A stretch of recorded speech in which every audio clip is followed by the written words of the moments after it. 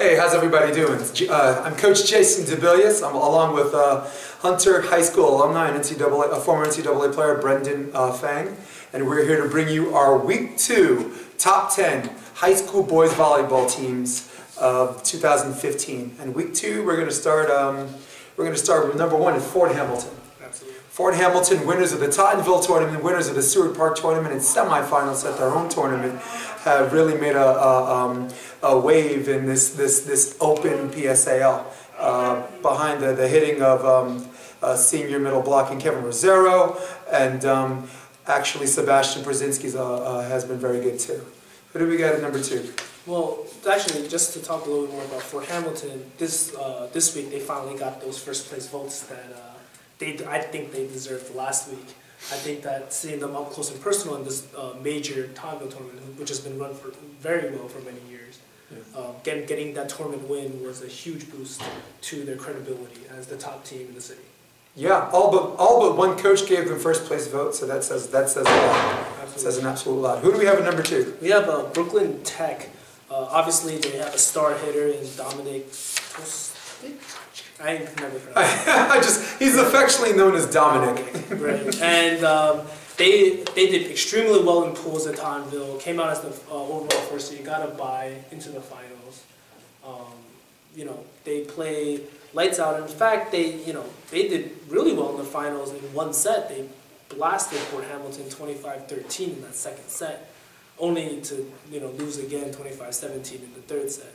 Yeah. So Brooklyn Tech definitely looks very dangerous with that top hitter. Again, same thing as last week. It just remains to be seen whether they can actually win a championship this year under this kind of one hitter system. Yeah, Brooklyn Tech was my preseason pick to win the whole thing, and didn't look like it after the specialized high school tournament, and then as the weeks came on and they kind of got their act together. They looked very powerful in Fort Hamilton getting out of pool. They were playing their best volleyball at the right time and blew away the competition, beating Seward Park quite handily and beating a very tough environmental team in 2 sets. They were in a pool with Regis, and they had a rough start, but they got out of pool. They won their first round, won their second round, earned their bye to the finals, and subsequently lost to the number 1 seed. So they're appropriately seeded at seed number 2. Absolutely. The third seed is MSIT, coached by, their longtime coach, David Mahan, that's right. Excuse me. And, he's been doing great work with that program for many, many years. They've won a number of championships. And, this tournament at Tottenville, they really showed, how well they could do. They beat Fort Hamilton 2-0 in pools, looked like the favorite to take the tournament. Yeah. And just happened to lose to them again in the rematch in the semifinals. Yeah, something very significant happened there. A very, very fast story about them. They were 6-0 in pool. They got by the first round. They beat Clinton the second round. And then the semifinals, they lost the first set 26-24. Came back, won the second set 25-22, and down 23-24. Heartbreaking service error by one of their players. And something that nobody knows about. I was in the other room, and the guy who served out felt really bummed out about it. And then his team snuck up on him, and they all gave him a big group hug, like zombie apocalypse style, and they all started screaming, MSIT, MSIT, MSIT. So that was a really feel-good moment for them, and it's also a testament to their togetherness and no finger pointing and just keeping the glass half full on that one. Absolutely. Yep. Speaking of glass half full, that leads us to number 4. Number 4 in the top 10 for Week 2 is Hunter College High School. Hunter College High School is led by a senior, Kevin Shin. He is originally a libero and then was touted to be a setter and ended up being an outside hitter. His ball control is quite invaluable.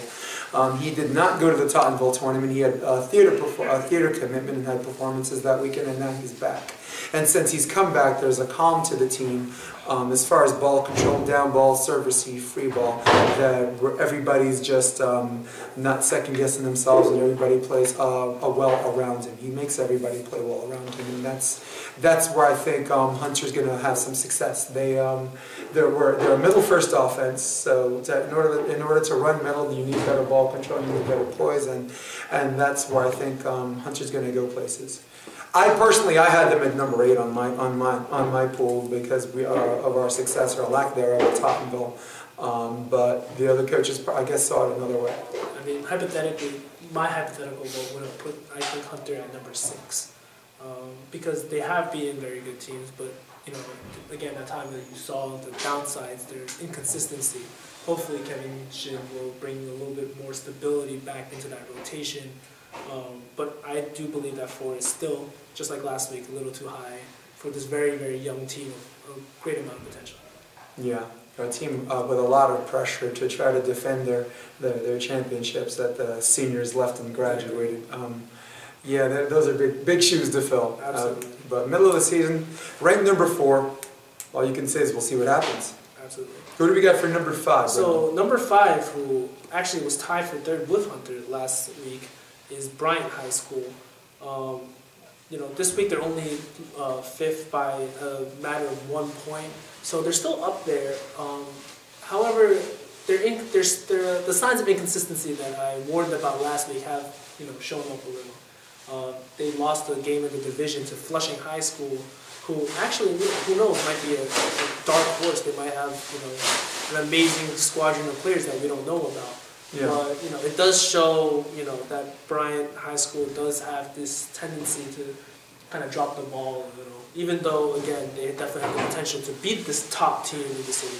Yeah, when they're bad, they're bad. But when they're good, they're great. They look like world beaters, and they really showed that left a lasting memory at the Bronx Science Tournament. That was 2 weeks ago, but people still remember as if it was yesterday. Number 6, we have Environmental High School. Number 6, amidst the background noise, we have Environmental High School, who has been very, very competitive behind their outside hitter. His name is Amin. His last name is too long for me to pronounce. I believe it's Ben Barak. I hope I get that right. I believe he's also committed to John Jay College. He'd applied there and is hopefully waiting to get accepted. Some really good success in all the tournaments they played in. They were at the semifinals at the Francis Lewis tournament. They were at the finals at Fort Hamilton, and they were also at the finals at Seward Park. And they lost to Brooklyn Tech at Fort Hamilton, and they lost to the number one seed, Fort Hamilton. Did I say Fort Hamilton? Fort Hamilton at Seward Park, and they lost to Brooklyn Tech at the Fort Hamilton tournament.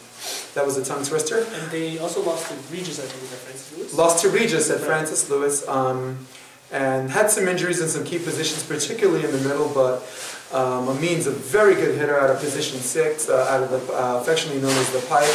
They run a slower back row quick set, and he hits position 5 like nobody's business. And just like Bryant, when they're good, but when they're bad, they're bad. They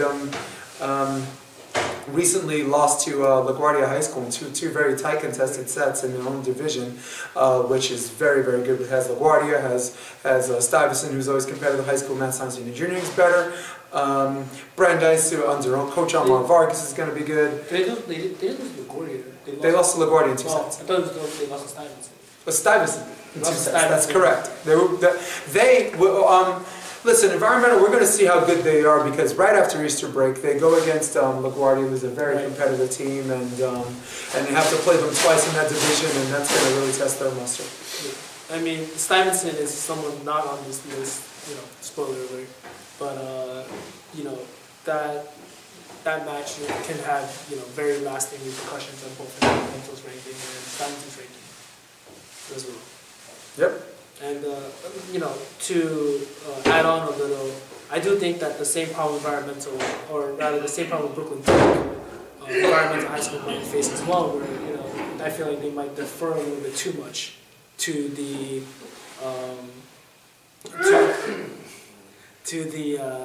to their best hitter, I mean. Yeah. You know, they, you know, Dominic, I believe, has a little bit more of a better supporting cast. Yeah. And, you know, can lead them really far, while Amin, you know, might be a little bit tougher. Yeah, their setter's actually better than I thought. It was really hard for me to decide if he was an overachiever or if he just had really good hands. Number 44, Liram, Romazaj. Very good setter, good connection with his hitters front row, and another one of those guys that makes people slightly better around him. They have a system. They trust each other behind head coach Nicole Spieler, and I expect to see them at the end. They were in the quarterfinals last year. I expect to see them right back at the quarterfinals, maybe, depending on how they're playing, maybe a little bit better. Which leads us to number 7. Number 7 on our top 10 list is LaGuardia High School. They did extremely well in the specialized high school tournament, got second even after blasting through pools, lost to Hunter College High School in the finals. They run a 4-2 system with 2 solid setters, number 1 Stanley Chow, number 8 Wolf Edelman. And the real reason why this system works is because of the big outside hitter, Vaughn Titus. Vaughn Titus, that's right. And he's been doing amazing things as this one, as the one major hitter on that team. And I think that, again, just like the other, basically one giant hitter team, Brooklyn Tech and Environmental, they have the chance to go far. I just think that his supporting cast is a little worse than Brooklyn Tech's or Environmental. Yeah, well, they run a 4-2 offense, so it's not something where this team's going to technically break down if their offense is as simplified as it is. They're straight at you, and I think the question is, and this is a question they're going to have to answer as the season goes on,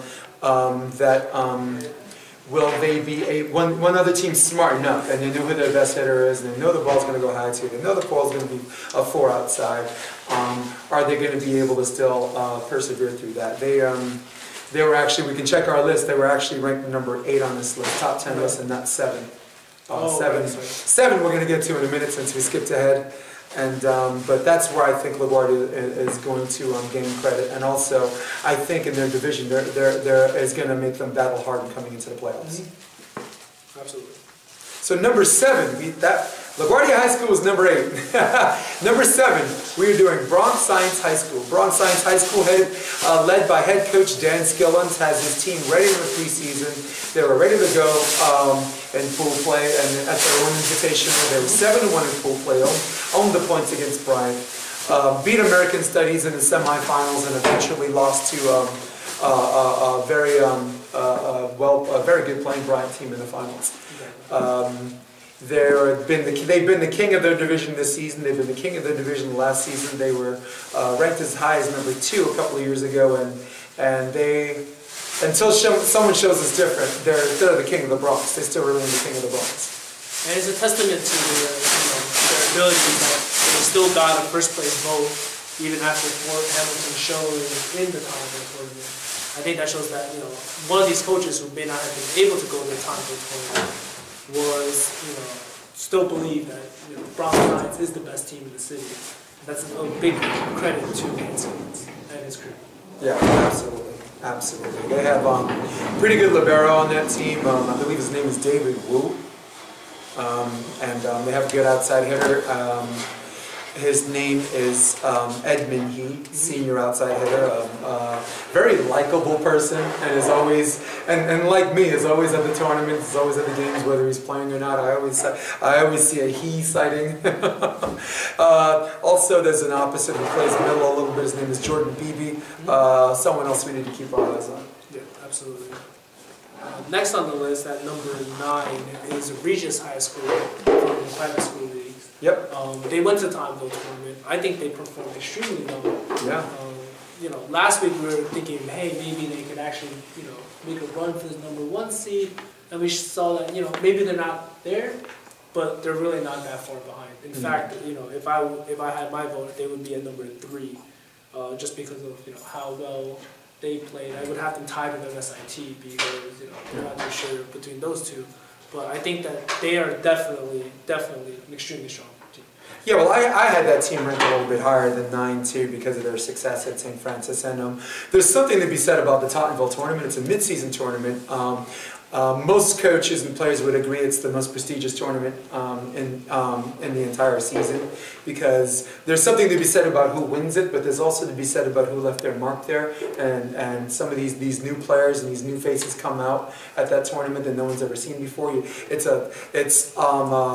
12 it's a 12-team tournament. It is nicknamed affectionately as Controlled Chaos because of how which seeds are ranked where and who gets a bye and point spreads and everybody thinks it's madness, but it's consistently like that every year. And Regis in their pool with Brooklyn Tech and with Clinton and with Wagner, it was 6-0, 6-0 in their pool, and they were in the bye. And there's something to be said about that. Exactly. I mean, the fact that they can play that well against Brooklyn Tech definitely speaks well to their strengths and their abilities. I think that Tottenville is one of the premier tournaments primarily because of how many teams actually attend. I believe it is the biggest tournament because they have the ability to play in 3 gyms, not 2. Yeah. And that definitely lends to its prestige. And every borough was represented. Exactly. Every borough was represented, and now you had a private school there. Yeah. And you have a team from Staten Island in each pool. Right. The borough of Queens was represented by Cardozo. I mean, Bronx Science and Clinton were there. Hunter was there. Midwood High School, Brooklyn Tech, Fort Hamilton. Brooklyn seems to be having a very strong borough year as far as the rankings are concerned. So here we have it with Tottenville. And here we have it with our number 10 seed. Our number 10 seed is Long Island City. Now, Long Island City was ranked number 4 last year and made it all the way to the semifinals. They were a team that a lot of people thought were overrated because they did not go to tournaments and they just did well in their division. And everybody's like, oh, the only reason why they got number 4 is in their division. But let me tell you something about that division.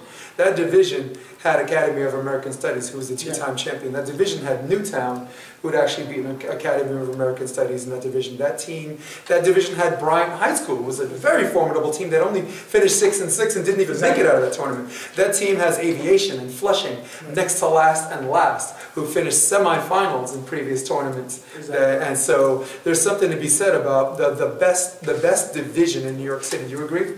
The best division. I haven't seen all the divisions. But by name, the best division in New York City for them to come out, and they made it to the semifinals. I don't know much about them this year, and I did not have them in my top 10, but there were enough coaches that voted that actually put them in the top 10, and they're 1-1 in their pool, and they're just a team we're just going to undercoach Mark. His last name escapes me. We're just going to have to take another look at. Right. I mean, I also think that they, as you said, they are 1-1 in their division, and the fact that they lost to Flushing High School, I believe, yet again, who was actually 3-0 in their division, lends me to think that, hey, Long Island City might not belong here at 10, but we'll see as the season goes along. And we're also going to see if Flushing actually cracks this top 10. They're 3-0 in that division, and they've already beaten teams that have been playoff teams in that division, which is.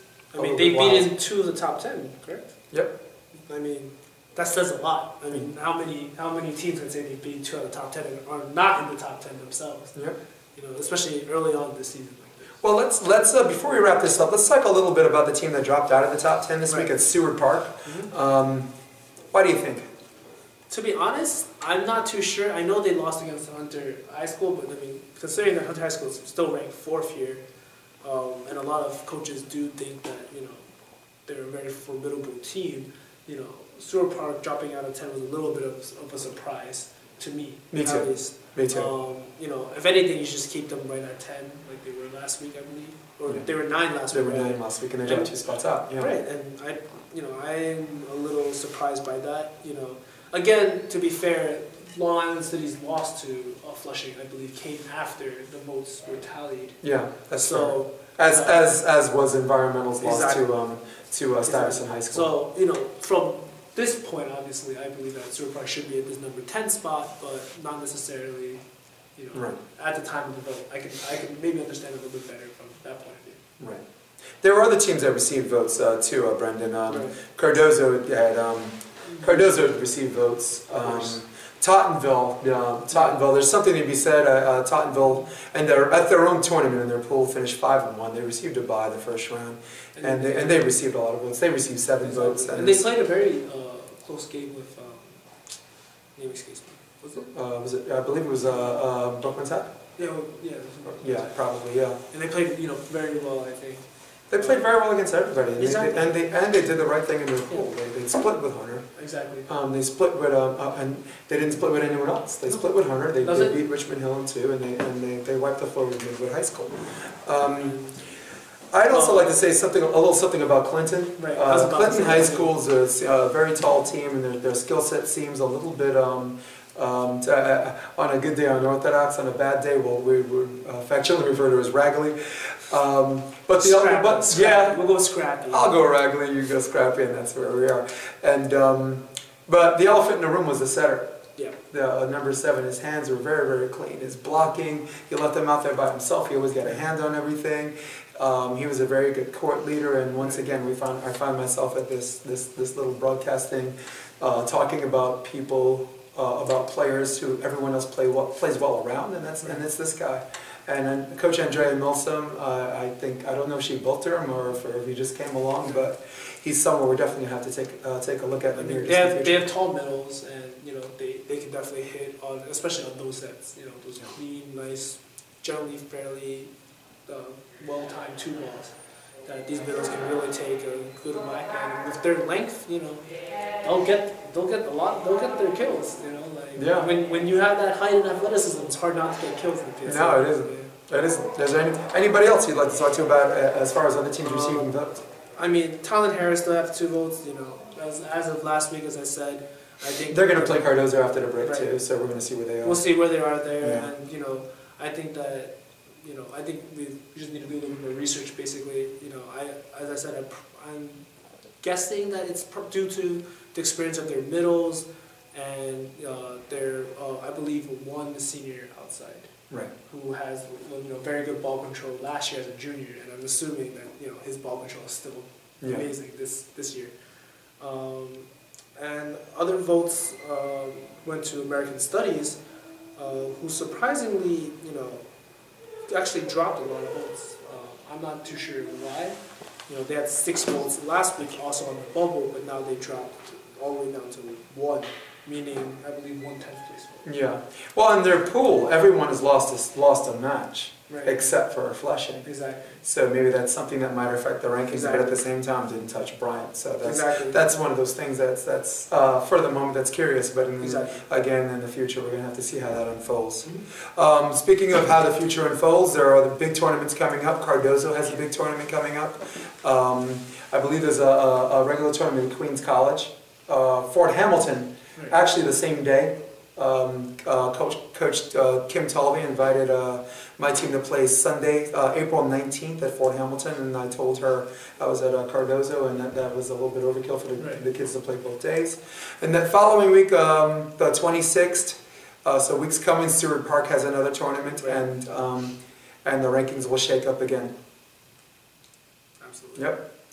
But that's it for us. That's it for us today. This is week 2. These are our top 10 boys New York City volleyball rankings. For Brendan Fang, I'm Jason DeBillius.